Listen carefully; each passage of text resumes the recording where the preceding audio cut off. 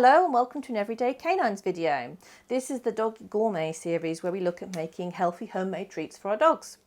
In this episode we're making cheese bites, which is a really simple and easy recipe for you to make, but it is hugely high value for our dogs.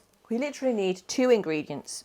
We need our cheese, and we're using an Italian hard cheese. Now you could use a branded cheese like Parmesan, but I went to the shop and I just bought their generic Italian style hard cheese.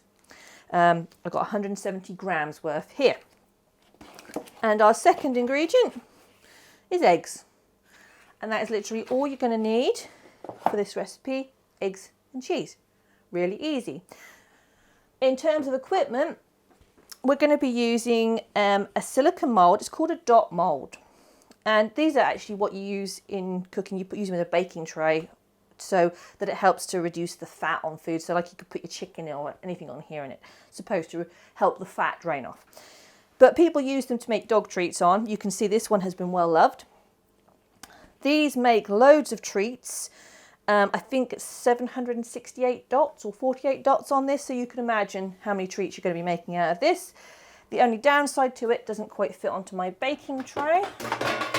So I always end up with a slightly bit over it, and I have to make sure I either don't fill up to the end or be very careful.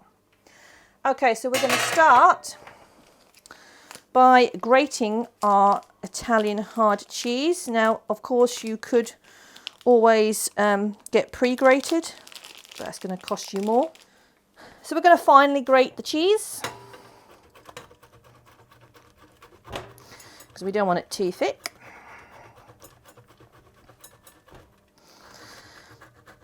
Thing to bear in mind with these treats is they are high in fat because we're using cheese.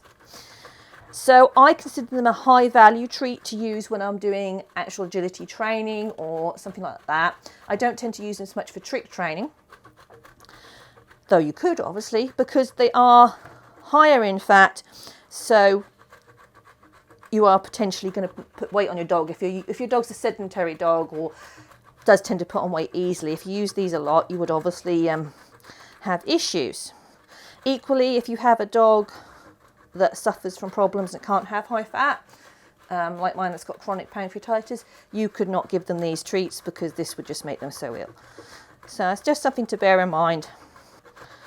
Okay, so I'm nearly at the end of my rind. It's time to get to finger territory. Right.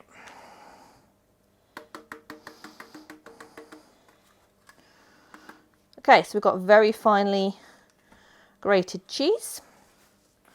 Time to add in our eggs, and we're going to add 4 eggs.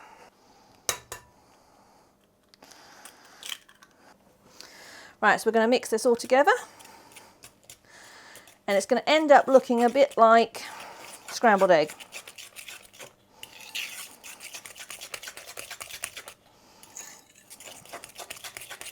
So that's nicely well mixed. I'm going to make sure my oven is set to a high temperature. I'm going about 200. This is going to vary depending on your cooker. I found that when I originally made these, the temperature suggested was lower than, I'm in a fan oven, so this is 200, and they didn't cook so well. So it's a little bit of trial and error to find out which works best for you, but you're going to want a high heat. Okay, so get in my tray.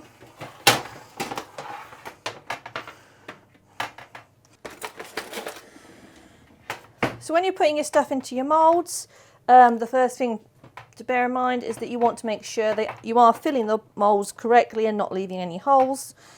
And it's best to use a little rubber spatula, because you can then really make sure everything's pressed into the moulds. So, a gloop there.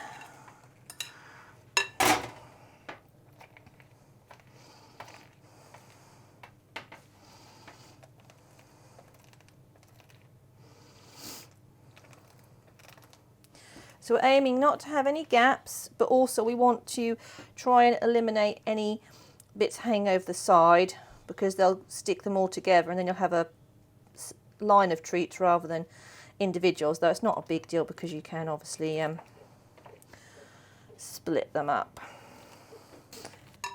Okay, so now our dots are all nicely full. Oh, there's a bit too much on that one. We're going to make sure there's not too much excess left over. And we're going to pop these in the oven for about 25 minutes. You may need to adjust depending on your oven. You may need longer, you may need a little bit shorter. You'll know when they're done because they should pop out of the mould. Okay, so our cheese treats have had about 25 minutes in the oven. So we'll see if they're done.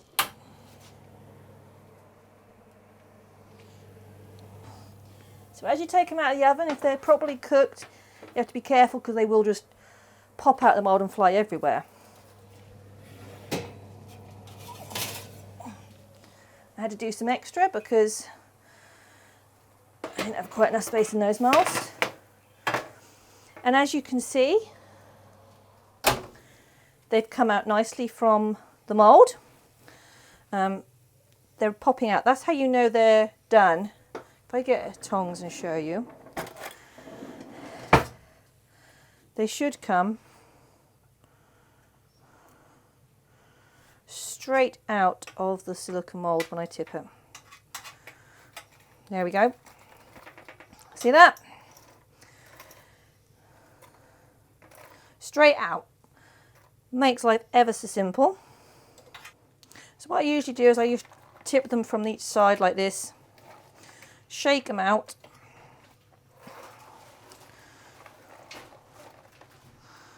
and gradually get them into the tray. Take it careful because if you don't, you lose them all.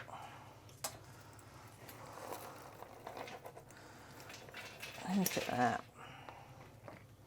Occasionally get some stuck in the holes for whatever reason, but they usually put not too many. There we go. A little shake.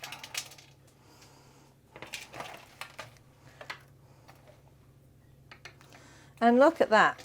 Look at all those lovely treats we've got.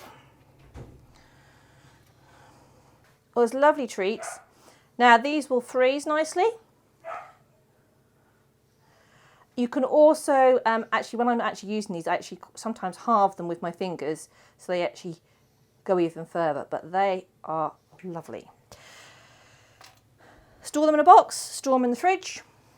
As I say, you can freeze them in the number of batches that you want, and away you go. So that is your cheese treats. Really simple, really easy. I hope you've enjoyed this video, and if you have, you might like to subscribe to the YouTube channel, and you can check us out on Instagram and Facebook, and we hope to have some more videos for you very, very soon.